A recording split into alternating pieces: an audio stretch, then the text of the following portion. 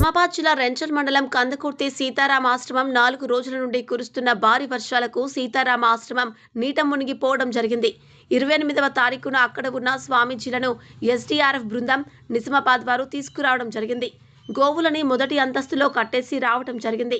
అదేవిధంగా 2 రోజులైంది గోవులకి మేత మరియు నీరు వేయడం కొరకు. ఈరోజు సబ్ కలెక్టర్ ఆదేశాల మేరకు మరియు రెంచల్ తహసీల్దార్ ఆదేశాల మేరకు ఎస్డీఆర్ఎఫ్ బృందం మంచిర్యాల వాళ్ళు రావడం జరిగింది. బోట్లో సీతారామ ఆశ్రమంకు చేరుకొని అక్కడ ఉన్న ఆవులని శుభ్రం చేసి మరియు నీళ్లు తాపి మరియు అక్కడ ఉన్న మేతని పశుగ్రాసాన్ని వేసి రావడం జరిగింది. ఆవులను సురక్షితంగా స్థలంలో కట్టేసి రావడం జరిగింది. ప్రస్తుతానికి ఆవులు సేఫ్గానే ఉన్నాయి.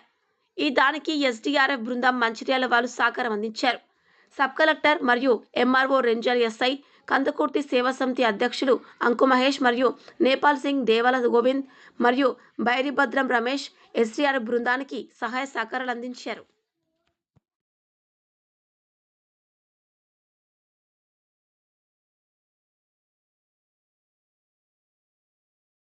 గత 4 రోజుల నుండి ఉపవాసం